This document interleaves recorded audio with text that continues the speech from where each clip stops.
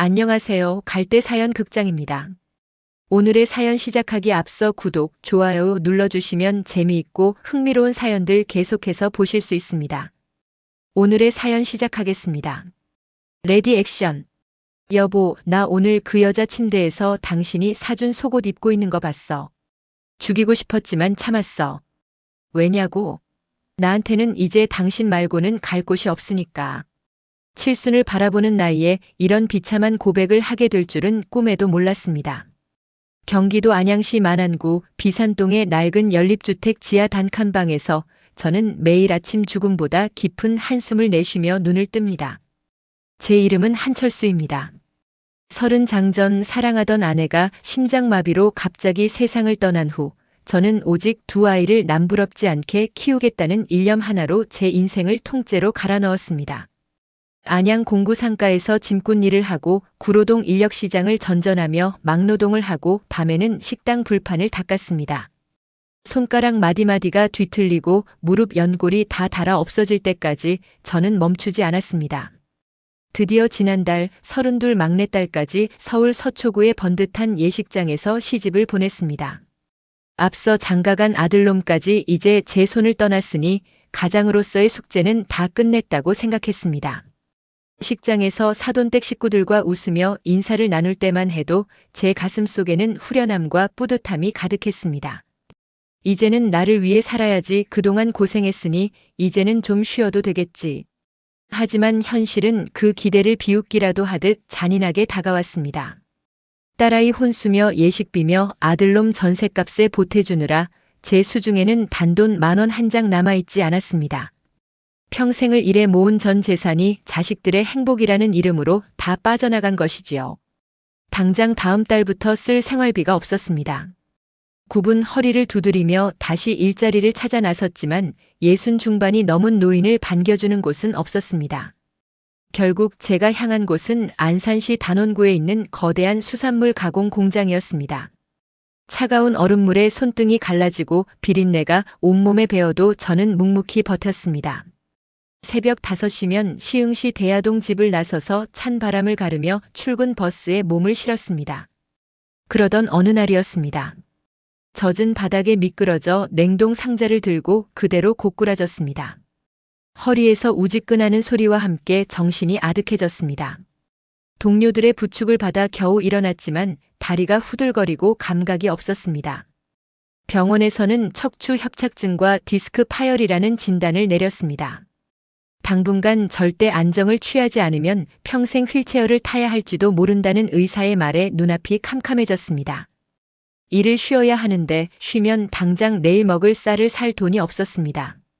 자식들에게 전화를 걸어볼까 수십 번 망설였지만 이제 막 가정을 꾸린 아이들에게 짐이 되고 싶지 않아 조용히 수화기를 내려놓았습니다.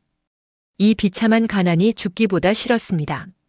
철수야, 언제까지 그 삭신이 부서져라 고생만 할 거야? 내 인생도 좀 돌봐야지. 오랜 고향 친구인 창석이가 저를 찾아와 막걸리 한 잔을 따르며 건넨 말이었습니다. 창석이는 제가 평소 알고 지내던 광명시 광명동의 한 대형 갈비집 사장인 정숙 씨 이야기를 꺼냈습니다. 정숙 씨는 10수년 전 남편과 사별하고 홀로 식당을 운영하며 상당한 재력을 쌓은 여장부였습니다. 그녀가 성실하고 입 무거운 사람을 찾고 있는데 제가 딱 어울린다는 것이었습니다. 처음에는 펄쩍 뛰었습니다. 이 나이에 무슨 재혼이냐며 손사래를 쳤습니다. 하지만 창석이는 멈추지 않았습니다. 그 여자가 광명에 아파트도 있고 상가 건물도 하나 가지고 있다더라. 너 거기 들어가서 식당 관리 좀 도와주고 편하게 노후 보내라. 언제까지 지하방에서 곰팡이 냄새 맡으며 살 거냐? 그날 밤 저는 낡은 천장을 바라보며 뜬 눈으로 밤을 지새웠습니다. 며칠 뒤 설상가상으로 집주인이 찾아왔습니다. 한 달 뒤에 전세 계약이 끝나는데 보증금을 2천만 원이나 올려달라는 것이었습니다.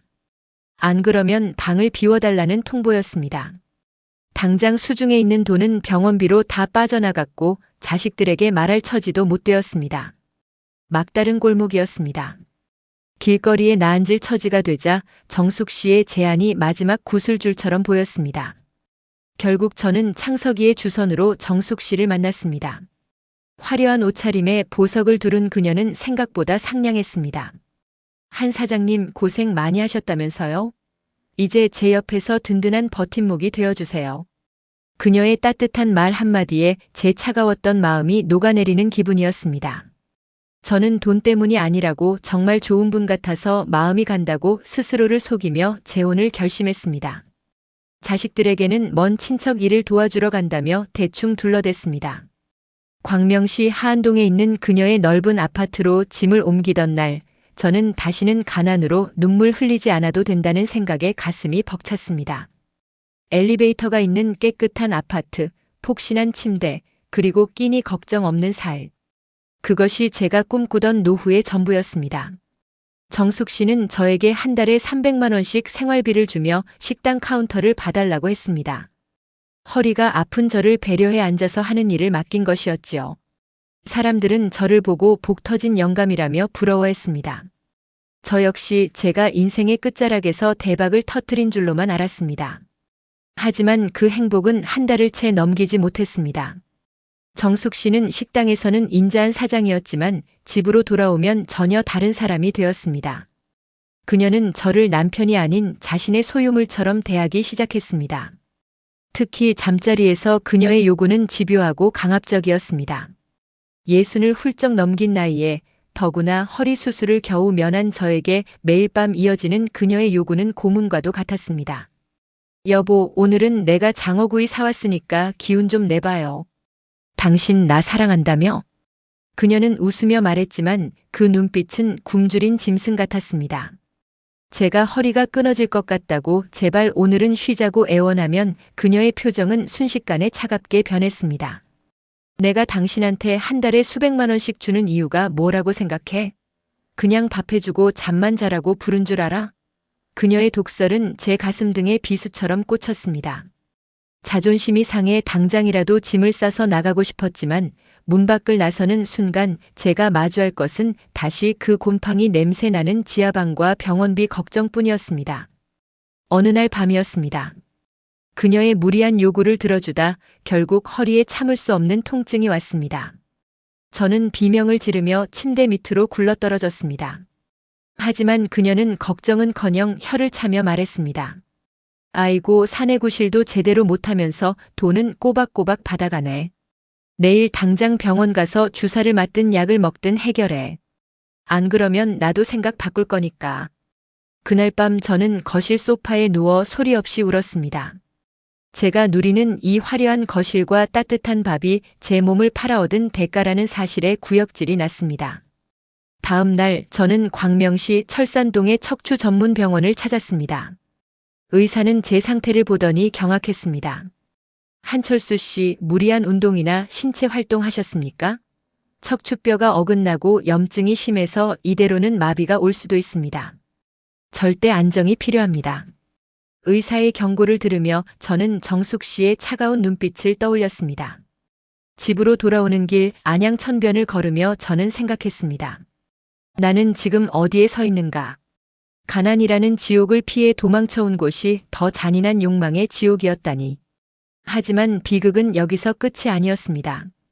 제가 아파서 누워있는 동안 정숙 씨의 태도는 더욱 노골적으로 변했습니다. 식당 직원들 앞에서 대놓고 저를 무시하고 제 자식들이 안부 전화를 하는 것조차 못마땅해 했습니다. 당신 자식들한테 들어가는 돈 다 내 주머니에서 나가는 거 잊지 마. 사실 아들놈 전셋값 일부를 정숙 씨가 보태주었기에 저는 아무 말도 할 수 없었습니다. 돈이라는 족쇄가 제 목을 조여오고 있었습니다. 그리고 그 족쇄가 피를 흘리기 시작한 것은 제가 그녀의 가방에서 우연히 발견한 낯선 남자의 명함과 호텔 영수증 때문이었습니다. 당신 어제 그 호텔에서 그놈이랑 뭐 했어? 내 돈으로 산 외제차 타고 가서 내 자식 전셋값 빌미로 나를 이 집에 가둬놓고 그놈이랑 삶았대니까 속이 좀 시원해? 입 밖으로 나오지 못한 비명이 목구멍까지 차올랐지만 저는 결국 정숙 씨가 차려놓은 갈비탕 뚝배기에 코를 박은 채 침묵했습니다. 경기도 광명시 하안동 사방이 대리석으로 뒤덮인 이 화려한 아파트는 이제 저에게 숨이 막히는 거대한 무덤이나 다름없었습니다. 겉으로는 재력가 아내를 만나 팔자 고친 운 좋은 늙은이로 불렸지만 실상은 정숙 씨의 욕망을 채워주는 유료 노예에 불과했습니다. 그녀는 제가 아픈 허리를 부여잡고 침대 모서리에 걸터 앉아 있을 때마다 비릿한 웃음을 지으며 제 허벅지에 돈뭉치를 던지곤 했습니다. 병원 가서 제일 비싼 주사 맞아. 그리고 밤에는 딴소리 하지 마. 그 돈은 제 약값이 아니라 저를 온전히 소유하겠다는 낙인이었습니다. 그날 오후 저는 정숙 씨가 식당으로 출근한 뒤 그녀의 옷방을 정리하다가 떨어뜨린 핸드백 속에서 믿을 수 없는 물건들을 발견했습니다. 인천광역시 중구 영종도에 있는 한 특급 호텔의 영수증, 그리고 그 뒤에 포스트잇으로 휘갈겨 적힌 낯선 남자의 이름과 전화번호였습니다. 심장이 미친 듯이 뛰기 시작했습니다. 60대 중반의 나이의 질투라니 우스운 일일 수도 있겠지만 그것은 단순한 질투가 아니었습니다. 제가 제 몸을 갉아먹으며 지켜온 이 비참한 안정이 사실은 철저한 기만 위에 세워진 모래성이라는 공포였습니다. 저는 떨리는 손으로 영수증 날짜를 확인했습니다. 제가 허리 통증으로 병원 응급실에 실려가네 만회하며 혼자 끙끙 앓던 그날이었습니다. 제가 고통에 몸부림칠 때 그녀는 그 호텔에서 다른 남자의 품에 안겨 있었던 것입니다. 배신감보다 먼저 찾아온 것은 비참함이었습니다. 저는 그 영수증을 다시 가방에 넣고는 거울 속에 비친 제 모습을 보았습니다. 평생 자식들 뒷바라지하느라 굽어버린 등, 안양 공구상가의 기름때가 채 빠지지 않은 거친 손마디, 그리고 이제는 다른 남자에게 눈을 돌린 아내의 눈치나 보며 기생하는 늙은 수컷의 비루한 몰골. 제가 이러려고 그 고생을 하며 살아왔나 싶어 벽을 주먹으로 내리쳤습니다. 하지만 아픈 것은 제 주먹이 아니라 이미 무너져 내린 심장이었습니다. 저녁이 되어 정숙 씨가 돌아왔습니다. 그녀는 평소보다 기분이 좋아 보였습니다. 손에는 백화점 쇼핑백이 가득 들려 있었고 제 몫이라며 비싼 브랜드의 스웨터를 내밀었습니다. 여보, 이거 봐. 당신한테 잘 어울릴 것 같아서 샀어. 입어봐. 그녀의 가식적인 다정함이 소름 끼쳤습니다. 그 스웨터의 부드러운 감촉이 마치 제 목을 죄는 밧줄처럼 느껴졌습니다. 저는 억지로 미소를 지으며 고맙다고 말했습니다. 이 집에서 제가 할 수 있는 유일한 연기는 아무것도 모르는 순진한 남편 역할뿐이었습니다. 식사를 마친 뒤 그녀는 어김없이 와인 한 잔을 따르며 침실로 저를 불렀습니다. 허리의 통증이 다시 시작되었습니다. 의사는 절대 안정을 취하라고 했지만 이 집의 주인인 정숙 씨의 명령은 의사의 진단보다 무거웠습니다. 침대에 눕는 순간 그녀의 손길이 닿을 때마다 영종도 호텔 영수증이 머릿속에서 번쩍거렸습니다. 그녀의 입술에서 풍기는 와인 향기가 역겨웠습니다. 여보, 나 허리가 너무. 오늘은 정말 좀. 제 말이 끝나기도 전에 그녀의 손길이 멈췄습니다. 그리고 어둠 속에서 그녀의 싸늘한 목소리가 들려왔습니다. 한철수 씨, 당신 착각하나 본데. 내가 당신 이 집으로 들릴 때 당신 몸뚱이 말고 기대한 게 있을 것 같아? 당신 아들 전셋값 2억, 그거 내가 해줬어. 당신 딸 시집 갈 때 들고 간 명품 가방, 그것도 내 식당 수익에서 나간 거야. 싫으면 나가. 그 곰팡이 피는 안양 지하방으로 돌아가서 폐지나 줍든가.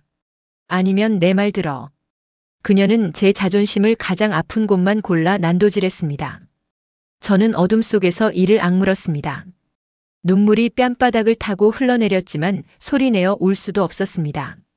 제가 여기서 나가면 제 아들은 전셋값을 돌려줘야 할 것이고 제 딸은 시댁에서 기죽어 살게 될 것이 뻔했습니다. 자식들에게 가난을 물려주지 않으려 선택한 이 길이 결국 저를 영혼까지 팔아치워야 하는 노예의 길로 인도한 것입니다. 그녀의 요구가 거세질수록 제 척추 마디마디는 비명을 질렀습니다.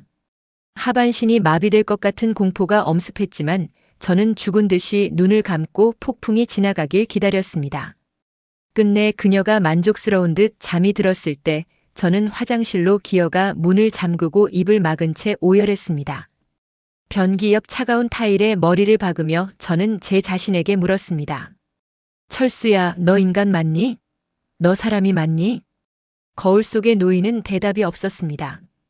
그저 허연 머리칼과 깊게 패인 주름 사이로 가난과 굴욕의 눈물만 흐를 뿐이었습니다. 저는 정숙 씨의 가방에서 본 그 남자의 이름을 떠올렸습니다. 김도진. 그 이름이 제 가슴에 문신처럼 새겨졌습니다. 그녀가 저를 돈으로 샀다면 저 역시 그녀를 이용해야만 했습니다. 이 지옥 같은 삶에서 살아남으려면 저도 그녀만큼 잔인해져야 했습니다. 저는 화장실 바닥에 엎드린 채 다짐했습니다. 다시는 가난 때문에 무너지지 않겠다고, 그리고 저를 짓밟은 그녀의 오만함을 반드시 되갚아주겠다고 말입니다. 창밖으로 광명의 밤 풍경이 보였습니다. 화려한 네온사인 아래 수많은 아파트 불빛이 반짝였지만 그 어디에도 제가 편히 쉴 곳은 없었습니다. 저는 아픈 허리를 부여잡고 침실로 돌아가 외도를 일삼고 남편을 돈으로 사는 괴물 같은 여자 옆에 다시 누웠습니다. 그것이 제가 선택한, 그리고 제가 견뎌야만 하는 60대 중반의 처절한 현실이었습니다. 새벽 공기는 차가웠고 제 인생은 그보다 더 시린 겨울 한복판에 서 있었습니다. 당신 요새 부쩍 외출이 잦네. 식당 일 바쁘다더니 향수 냄새가 예전이랑 달라. 아침 식탁에서 제가 넌지시 던진 말에 정숙 씨의 숟가락이 멈칫했습니다. 하지만 그녀는 이내 눈 하나 깜짝하지 않고 비웃음을 흘렸습니다. 사람들 많이 만나는 직업인데 땀 냄새 풍길까봐 바꿨어. 왜 이제 내 향수까지 간섭하시게? 한 사장님, 당신은 그저 주는 용돈이나 잘 챙겨서 병원이나 다녀와. 쓸데없는데 힘 빼지 말고. 그녀는 마치 귀찮은 파리를 쫓듯 손을 휘저으며 집을 나섰습니다. 현관문이 닫히는 소리가 거대한 철문이 닫히는 소리처럼 제 가슴을 울렸습니다. 저는 더 이상 가만히 앉아 있을 수 없었습니다. 허리에 복대를 단단히 조여매고 통증을 잊게 해주는 진통제를 평소보다 2알 더 삼켰습니다. 정숙 씨가 타고 나간 외제차가 아파트 단지를 빠져나가는 것을 확인한 뒤 저는 미리 불러둔 택시에 몸을 실었습니다. 저 차 좀 따라가 주세요. 적당한 거리를 두고. 택시 기사는 제 초라한 행색과 간절한 눈빛을 보더니 아무 말 없이 고개를 끄덕였습니다. 정숙 씨의 차가 향한 곳은 그녀가 운영하는 광명동의 갈비집이 아니었습니다. 차는 서해안 고속도로를 타고 달리기 시작했습니다. 제 심장은 엔진 소리보다 더 크게 요동쳤습니다. 한참을 달려 도착한 곳은 인천광역시 연수구 송도동의 한적한 카페거리였습니다. 화려하게 차려입은 정숙 씨가 차에서 내리자 기다렸다는 듯 한 남자가 다가와 그녀의 허리를 감싸 안았습니다. 가방에서 봤던 영수증 속의 이름 김도진이 실존하는 인물로 제 눈앞에 나타난 순간이었습니다. 그는 저보다 훨씬 젊고 건장해 보였습니다. 정숙 씨는 저에게 보여주던 차가운 눈빛은 온데간데 없이 수줍은 소녀처럼 그 남자의 품에 안겨 웃고 있었습니다. 두 사람은 근처의 고급 일식집으로 들어갔습니다. 저는 식당 맞은편 건물 그늘에 몸을 숨긴 채 그들을 지켜봤습니다. 허리가 끊어질 듯한 통증이 밀려왔지만 분노라는 이름의 마취제가 그 통증을 잠재웠습니다. 나는 집에서 허리가 부서져라 그녀의 욕망을 받아내며 비참하게 연명하고 있는데 그녀는 내가 준 정조와 바꾼 돈으로 저 젊은 놈의 환심을 사고 있었구나. 식사가 끝난 뒤 정숙 씨가 지갑에서 두툼한 봉투를 꺼내 그 남자에게 건네는 장면을 목격했습니다. 그것은 명백한 거래였습니다. 제가 그녀에게 몸을 팔 듯 그 남자 역시 그녀의 돈을 받고 젊음을 팔고 있었던 것입니다. 저는 떨리는 손으로 휴대폰을 꺼내 그들의 다정한 모습과 돈이 오가는 장면을 촬영했습니다. 증거가 필요했습니다. 이 지옥 같은 아파트에서 쫓겨나지 않기 위해, 아니, 그녀의 목줄을 죄기 위한 유일한 무기였습니다. 돌아오는 택시 안에서 저는 창밖의 회색빛 바다를 보며 소리 없이 웃었습니다. 슬퍼서 나오는 울음이 아니라 제 인생이 너무나도 기가 막혀서 터져 나오는 헛웃음이었습니다. 송도에서의 일을 겪은 뒤 며칠이 지나 서울 관악구 신림동에 사는 아들놈이 연락도 없이 집으로 찾아왔습니다. 정숙 씨가 식당에 가고 없는 오후였습니다. 아들은 넓은 거실과 고급 가구들을 보며 연신 감탄을 내뱉었습니다. 아버지, 진짜 팔자 고치셨네요. 이런 집에서 사시니까 얼굴도 좋아 보이세요. 아들의 철없는 소리에 제 가슴은 시커멓게 타들어갔습니다. 그래, 너희들만 잘 살면 됐다. 전세 자금은 좀 해결됐니? 제 물음에 아들은 멋쩍게 웃으며 고개를 끄덕였습니다. 그럼요. 어머니. 아니, 새어머니가 큰돈 보태주셔서 이번에 큰 평수로 옮겼어요. 아버지 덕분이죠. 새어머니한테 잘하세요, 아버지. 이런 분 또 어디 계시겠어요? 아들의 말은 고마움이 아니라 저를 향한 채찍질이었습니다. 아들은 제가 이 집에서 어떤 대우를 받는지, 밤마다 어떤 수모를 견디는지 전혀 알지 못했습니다. 그저 아버지가 돈 많은 여자를 만나 자식들 뒷바라지를 대신 해준다는 사실에 안도할 뿐이었습니다. 아들이 돌아간 뒤 저는 정숙 씨가 준 생활비 봉투를 열어보았습니다. 5만 원권 지폐들이 가지런히 담겨 있었습니다. 이 돈으로 아들은 번듯한 집을 얻었고 딸은 시댁에서 대접을 받습니다. 자식들의 평온한 삶은 제 굴욕의 총합이었습니다. 하지만 정숙 씨는 이 사실을 너무나 잘 알고 있었습니다. 퇴근에 돌아온 그녀는 거실에 앉아있는 저를 보며 차갑게 말했습니다. 당신 아들 왔다 갔다며? 그놈 참 넉살도 좋지. 내가 보태준 돈이지 아버지 목숨값인 줄은 아나 몰라. 그녀의 말에 저는 주먹등을 꽉 쥐었습니다. 말이 너무 심한 거 아니오? 그래도 내 자식인데. 제 반박에 그녀는 코방귀를 뀌며 다가와 제 뺨바닥을 툭툭 쳤습니다. 심해? 틀린 말했어? 당신 자식들, 당신이 안양 공구 상가에서 집 나를 때는 한 달에 한 번도 안 오더니 내가 돈 좀 풀어주니까 매주 전화질이잖아. 당신이나 당신 자식들이나 다 똑같아. 내 돈 없으면 하루도 못 살 기생충들이라고. 저는 그날 밤 정숙 씨의 모욕적인 언사를 다 기록해 두었습니다.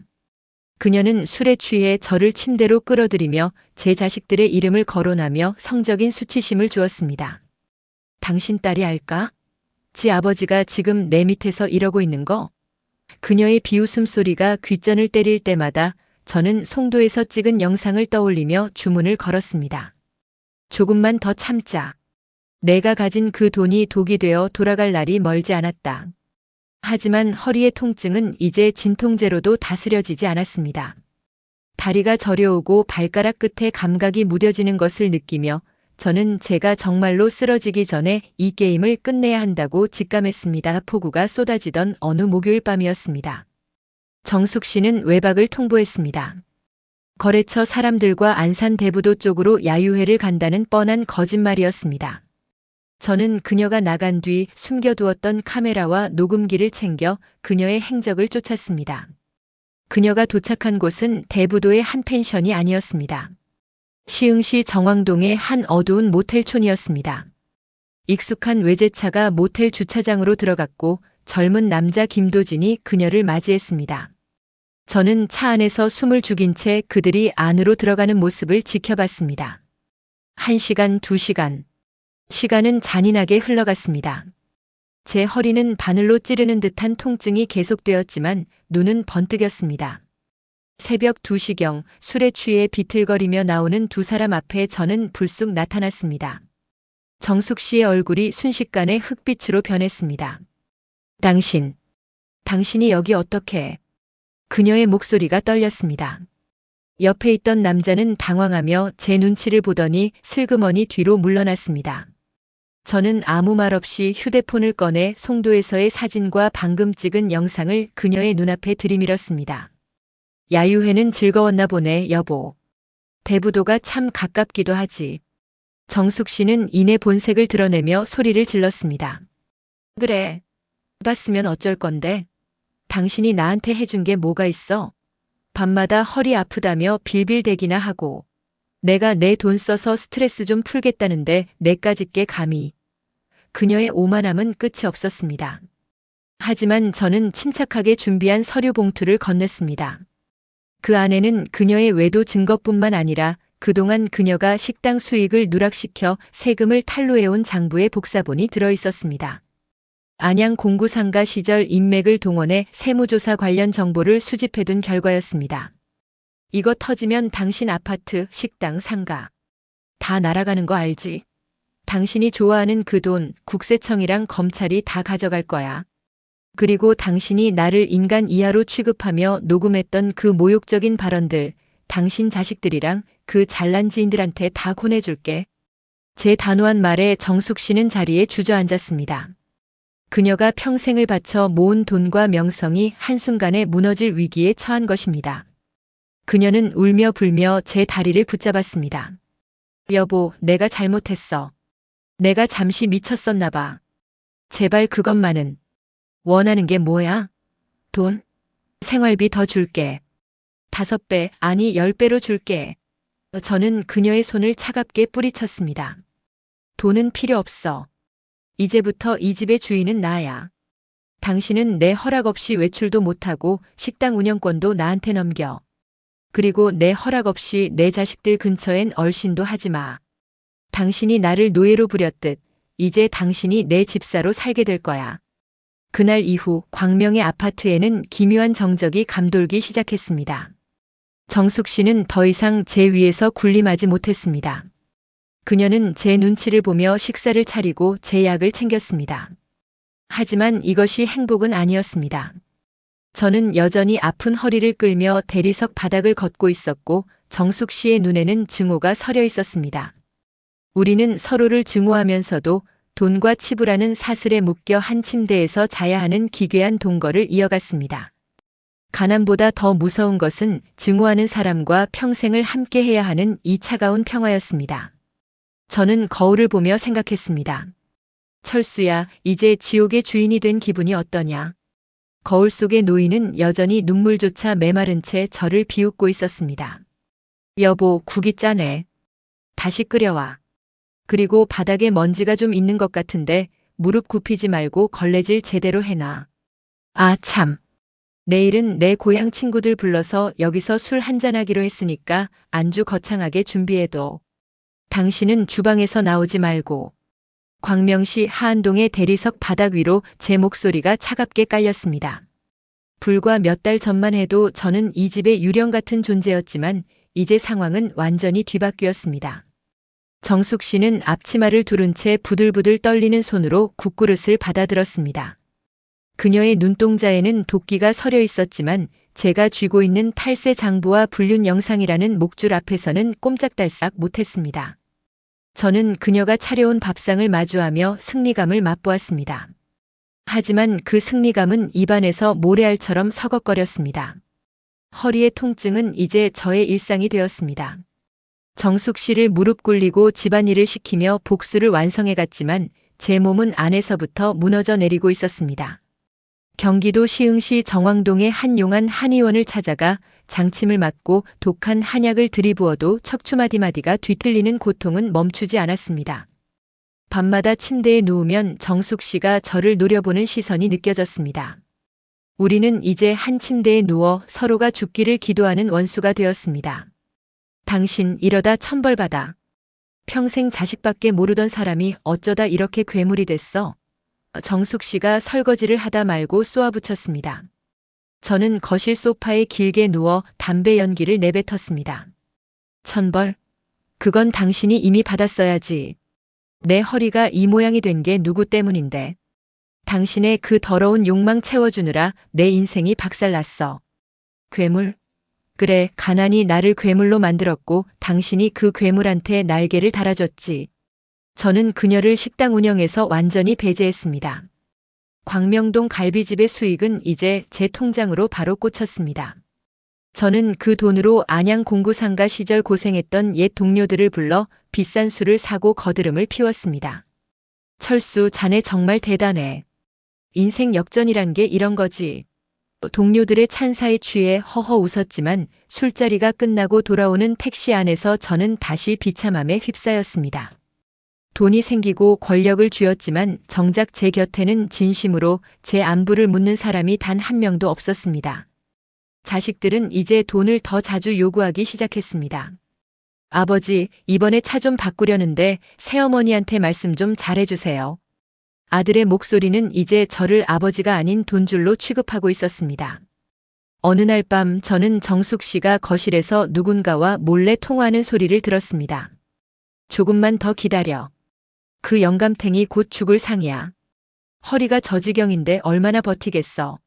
장부만 찾으면 다 끝이야. 그녀의 목소리는 낮고 서늘했습니다. 저는 어둠 속에서 식은땀을 흘리며 깨달았습니다. 이곳은 승자의 전리품이 아니라 내가 내 발로 걸어 들어온 또 다른 형태의 감옥이라는 사실을 말입니다. 저는 잠든 척하며 베개 밑에 숨겨둔 금고 열쇠를 꽉 쥐었습니다. 이 돈과 권력을 놓치는 순간 저는 다시 시흥시 대야동의 곰팡이 핀 지하방으로 던져질 것이 뻔했습니다. 아니, 어쩌면 그보다 더 비참한 죽음을 맞이할지도 모른다는 공포가 엄습했습니다. 결국 사단이 났습니다. 친구들을 불러 거하게 취해 거드름을 피우던 다음 날 아침, 저는 자리에서 일어날 수 없었습니다. 허리 아래로 아무런 감각이 느껴지지 않았습니다. 공포가 해일처럼 밀려왔습니다. 정수가. 저는 비명을 지르며 아내를 불렀습니다. 하지만 주방에서 달려온 정숙 씨의 얼굴에는 걱정 대신 묘한 미소가 걸려 있었습니다. 어머 여보. 드디어 올 게 왔나 보네. 내가 말했지 천벌 받는다고. 그녀는 쓰러진 저를 보고도 119를 부르지 않았습니다. 대신 거실 소파에 앉아 느긋하게 커피를 마시며 제 비참한 꼴을 감상했습니다. 저는 바닥을 기어다니며 휴대폰을 찾으려 애썼지만 그녀는 발로 제 휴대폰을 멀리 밀어버렸습니다. 장부 어디 있어? 금고 비밀번호랑 장부 위치 말해. 그럼 병원 보내줄게. 안 그러면 여기서 그대로 말라 죽는 거야. 그녀의 이빨이 본색을 드러낸 순간이었습니다. 저는 증오에 차 그녀를 노려보았습니다. 하지만 감각 없는 제 다리는 제 의지대로 움직이지 않았습니다. 서너 시간이 지났을까요? 다행히 안부 전화를 한 딸아이 덕분에 저는 겨우 병원으로 옮겨질 수 있었습니다. 서울 구로구 구로동의 한 종합병원 중환자실에 누워있는 제 곁으로 아들과 딸이 달려왔습니다. 하지만 자식들의 입에서 나온 첫마디는 제 건강 걱정이 아니었습니다. 아버지, 재산 정리는 어떻게 해두셨어요? 새어머니랑 사이 안 좋으시다면서요. 혹시라도 잘못되시면 그 아파트랑 식당 다 새어머니한테 넘어가는 거 아니에요? 아들의 눈은 이미 탐욕으로 번들거리고 있었습니다. 딸 역시 옆에서 거들었습니다. 아빠, 우리 전셋값 해준 거 증여세 문제는 해결된 거예요? 나중에 새어머니가 소송이라도 걸면 우리 다 길거리에 나앉아요. 산소 마스크를 쓴 채 저는 자식들의 얼굴을 보았습니다. 제가 평생을 바쳐 키운 아이들, 제 굴욕을 먹고 자란 아이들이었습니다. 그들은 제 아픔보다 제가 남길 유산에 더 관심이 있었습니다. 저는 눈을 감았습니다. 뜨거운 눈물이 뺨을 타고 흘러내렸습니다. 안양 공구상가에서 짐을 나르며 손톱이 빠지던 고통도 정숙 씨 밑에서 노예처럼 굴며 견뎠던 수치심도 다 무의미해지는 순간이었습니다. 정숙 씨는 병실 밖에서 자식들과 은밀하게 대화하고 있었습니다. 너희 아버지가 지금 제정신이 아니잖니. 장부 위치만 알려주면 내가 너희한테 아파트 지분 떼줄게. 어차피 그 돈 다 내가 번 거잖아. 자식들은 잠시 망설이는 듯 하더니 이내 정숙 씨의 제안에 귀를 기울이기 시작했습니다. 벼랑 끝에서 제가 믿었던 유일한 동아줄이었던 자식들마저 저를 배신하고 있었습니다. 저는 병원 침대 위에서 꼼짝달싹 못하는 식물인간이나 다름없는 처지가 되어 그들의 추악한 거래를 실시간으로 듣고 있어야 했습니다. 이것이 제가 평생을 정직하게 혹은 처절하게 살아온 대가였습니다. 한 달간의 치료 끝에 저는 휠체어에 의지한 채 다시 광명 아파트로 돌아왔습니다. 수술은 성공적이지 못했습니다. 왼쪽 다리는 영구적으로 마비되었고 대소변조차 혼자서 해결하기 힘든 지경이 되었습니다. 이제 권력의 추는 다시 정숙 씨에게로 넘어갔습니다. 그녀는 제 금고를 열어 장부를 불태웠고 증거 영상이 담긴 제 휴대폰을 가루로 만들어버렸습니다. 철수 씨, 이제 상황 파악이 돼? 당신은 이제 이 집의 장식품이야. 죽지도 못하고 살지도 못하는 장식품. 정숙 씨는 제 휠체어를 거칠게 밀어 창가에 세워두었습니다. 그녀는 다시 김도진을 집으로 불러들였습니다. 제 눈앞에서 보란 듯이 그와 술을 마시고 제 침실에서 웃음소리를 흘려보냈습니다. 저는 거실 한복판에 덩그러니 놓인 휠체어 위에서 그들의 정사를 소리로 들어야 했습니다. 자식들은 이제 발길을 끊었습니다. 정숙 씨가 얼마간의 돈을 쥐어주며 입막음을 했는지 아니면 쓸모없어진 아버지를 버린 것인지 알 수 없었습니다. 가끔 아들에게 전화를 걸면 아버지, 새어머니 말씀 잘 듣고 계세요. 저희도 먹고 살기 바쁘네요 라는 차가운 대답만 돌아왔습니다. 저는 이제 철저히 혼자가 되었습니다. 매일 아침 정숙 씨는 제 입에 억지로 죽을 밀어넣으며 속삭입니다. 당신, 내가 죽을 때까지 못 나가.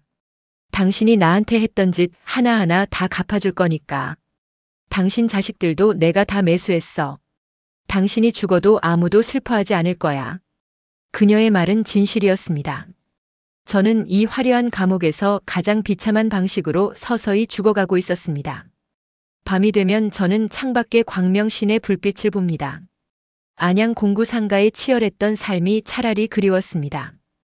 비록 지하방에서 곰팡이 냄새를 맡으며 살았을지언정 그때는 가슴속에 자식이라는 희망이라도 있었습니다. 하지만 지금 제게 남은 것은 차가운 휠체어의 금속 체온과 언제 끝날지 모르는 이 끔찍한 동거뿐입니다.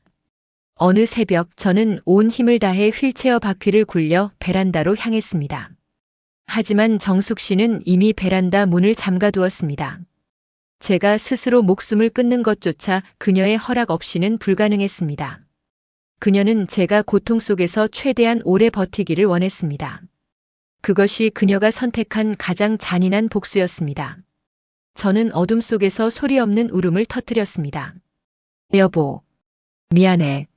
제가 부른 여보는 지금 제 곁에서 괴물이 된 정숙 씨가 아니라 30년 전 세상을 떠난 제 조강지처였습니다. 그녀가 곁에 있었다면, 제가 이런 선택을 하지 않았더라면 우리는 지금쯤 낡은 단칸방에서라도 서로의 시린 손을 맞잡고 웃고 있지 않았을까요? 시간이 멈춘 듯한 거실, 시계 초침 소리만이 제 심장 소리처럼 들려옵니다. 저는 오늘도 눈을 감으며 기도합니다. 제발 내일 아침에는 눈을 뜨지 않게 해달라고.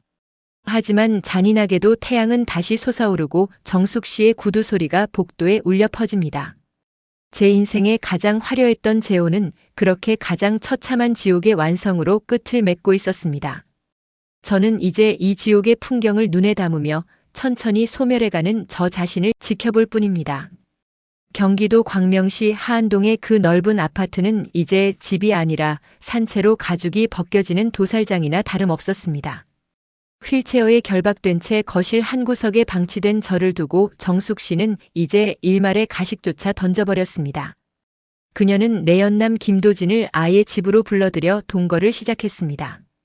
제가 평생 피땀 흘려 키운 자식들의 전셋값을 보태준 그 대가로 저는 이제 내연남의 시중을 받는 유령이 되었습니다. 야, 영감탱이, 오줌줄 갈 때 됐다. 냄새나니까 빨리 좀 치워. 김도진의 거친 목소리가 거실을 울렸습니다. 그는 제가 안양 공구 상가에서 짐을 나르며 모은 돈으로 산 고급 양주를 병째 들이키며 제 휠체어를 발로 툭툭 찼습니다. 정숙 씨는 옆에서 그 장면을 보며 깔깔대고 웃었습니다. 도진 씨 살살해. 저 영감 죽으면 우리 귀찮아져. 아직 식당명의 변경 서류에 도장 찍을 게 남았단 말이야. 저는 입안에 살을 짓씹으며 그들을 노려보았습니다. 목소리도 나오지 않는 비참한 처지였지만 눈만큼은 살아서 그들의 추악한 짓거리를 담았습니다. 하지만 더 큰 비극은 외부에서 찾아왔습니다. 바로 제가 목숨보다 소중히 여겼던 자식들이었습니다. 아들놈과 딸년이 연락도 없이 들이닥쳤습니다. 저는 자식들이 저를 이 지옥에서 건져줄 마지막 구원자라고 믿었습니다. 아버지, 이게 무슨 꼴이에요? 딸이 비명을 지르며 달려왔습니다. 하지만 그녀의 손이 향한 곳은 제 마른 손이 아니라 제 목에 걸린 금고 열쇠였습니다. 새어머니가 그러시는데 아버지가 비자금 따로 챙겨둔 거 있다면서요? 그거 우리한테 주셔야죠. 지금 새어머니가 식당 지분 넘겨준다고 제안하셨단 말이에요. 아빠가 협조 안 하면 우리 다 망해요. 아들은 한술 더 떴습니다. 내연남 김도진과 형님 아우하며 술잔을 기울이더니 저를 향해 삿대질을 했습니다. 아버지, 노인네가 노욕이 너무 심하시네. 좋은 분 만나서 편하게 계시면 됐지. 왜 사사건건 새어머니 앞길을 막으세요? 그냥 도장 찍어주세요. 그래야 저도 이번에 사업 자금 마련하죠.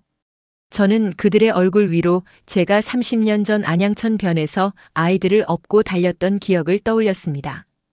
배고프다는 아이들에게 제 밥을 덜어주고 겨울이면 제 내복을 벗어 아이들을 감싸주었던 그 세월들. 그 세월의 결과가 고작 이 비정한 배신이라니. 저는 휠체어 위에서 거친 숨을 몰아쉬며 꺽꺽대는 소리를 냈습니다. 그것은 통곡이었고 저주였습니다. 악마들은 거실 식탁에 모여 앉아 제가 남긴 마지막 한 방울의 피까지 빨아먹기 위한 만찬을 즐기고 있었습니다. 자식들까지 돌아가고 난 뒤 정숙 씨는 저를 안방이 아닌 베란다 옆 작은 창고 방으로 밀어 넣었습니다. 휠체어 하나 겨우 들어가는 그 좁고 어두운 방에서 저는 하루 한 끼 식은 밥덩어리를 받아먹으며 연명했습니다. 그녀는 제가 죽지도 살지도 못하게 철저히 고립시켰습니다.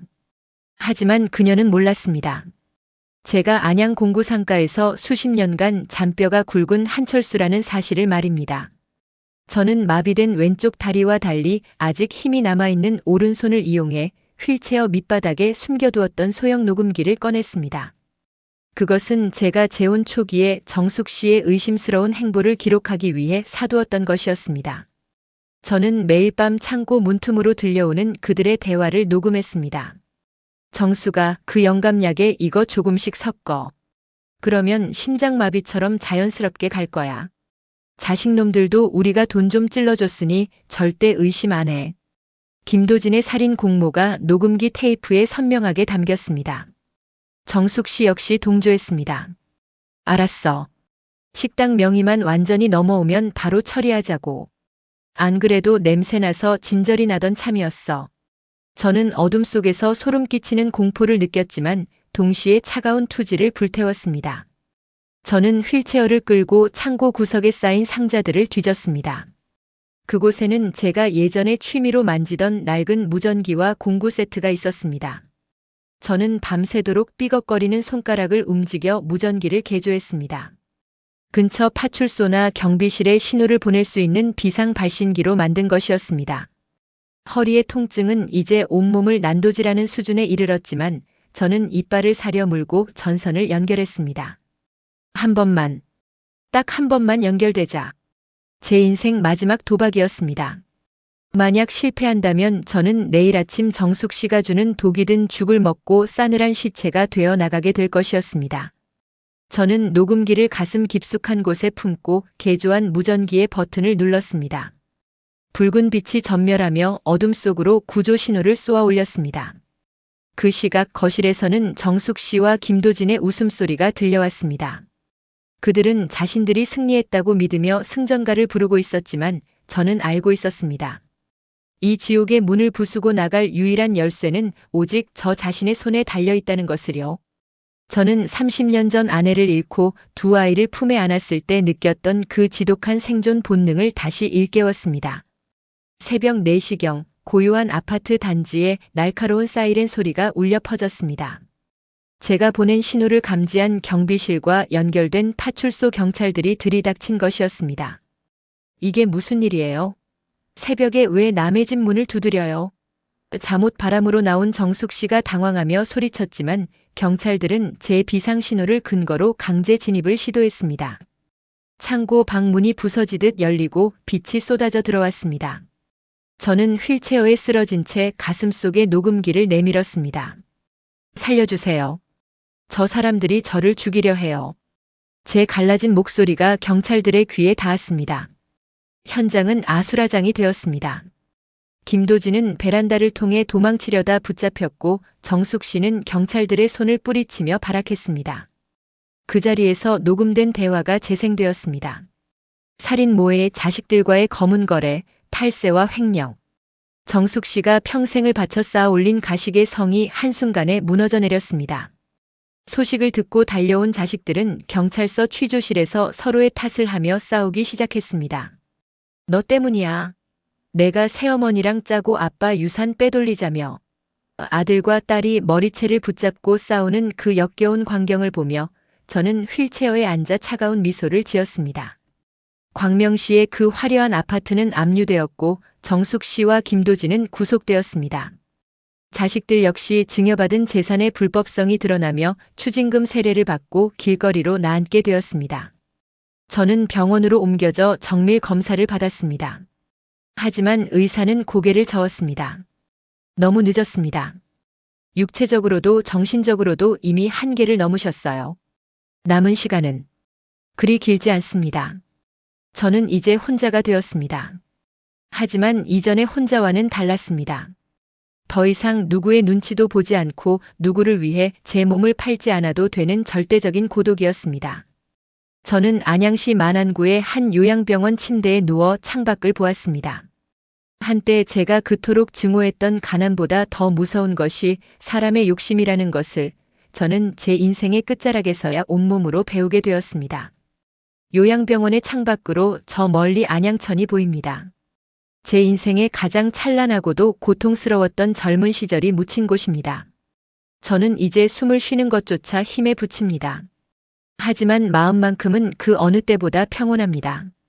정숙 씨도 김도진도 그리고 제 가슴을 도려냈던 자식들도 이제 제 마음속에서는 죽은 사람이 되었습니다. 면회실 밖에서 자식들이 찾아와 울며 불며 용서를 구한다는 소식이 들려옵니다. 아버지, 저희가 잘못했어요. 한 번만 만나주세요. 그들의 울음소리가 병실 문틈으로 새어 들어오지만 저는 끝내 고개를 돌리지 않습니다. 그들이 원하는 것이 진심 어린 용서인지 아니면 아직 제가 숨겨두었을지도 모르는 마지막 재산인지 저는 너무나도 잘 알고 있기 때문입니다. 저는 낡은 수첩을 꺼내 30년 전 세상을 떠난 아내의 사진을 꺼내봅니다. 여보, 나 이제 당신 보러 갈 준비가 된 것 같아. 아이들 잘 키우겠다는 약속. 밥만 지킨 것 같아서 미안해. 그래도 나 정말 열심히 살았어. 제 주름진 손이 사진 속 아내의 얼굴을 어루만집니다. 인생은 결국 혼자 왔다가 혼자 가는 길이라는 진리를 저는 지옥 같은 대하 드라마를 거치고 나서야 깨닫습니다. 화려한 재혼도 아파트도 돈도 결국은 덧없는 신기루였습니다. 만약 제가 그 옛날 지하방에서 조금 더 가난하게 하지만 조금 더 당당하게 늙어갔다면 어땠을까 하는 부질없는 가정을 해봅니다. 노을이 안양천을 붉게 물들입니다. 마치 제 인생의 마지막 페이지가 타오르는 것 같습니다. 저는 천천히 눈을 감습니다. 더 이상 허리의 통증도 배신의 쓰라림도 느껴지지 않습니다. 오직 아내가 기다리는 그 따뜻한 들판으로 나가는 발걸음 소리만 들려옵니다. 63세에 시작된 제 두 번째 인생은 그렇게 지옥의 화염을 지나 비로소 고요한 정막 속으로 침잠에 들어갑니다. 한철수라는 이름의 수레바퀴가 멈췄습니다. 그리고 그 자리에는 오직 차가운 겨울바람만이 남아 한 남자가 살다 간 흔적을 지워내고 있었습니다. 사연 잘 들으셨나요? 구독, 좋아요, 알림 설정 해주시면 저에게 큰 힘이 됩니다. 늘 행복하세요.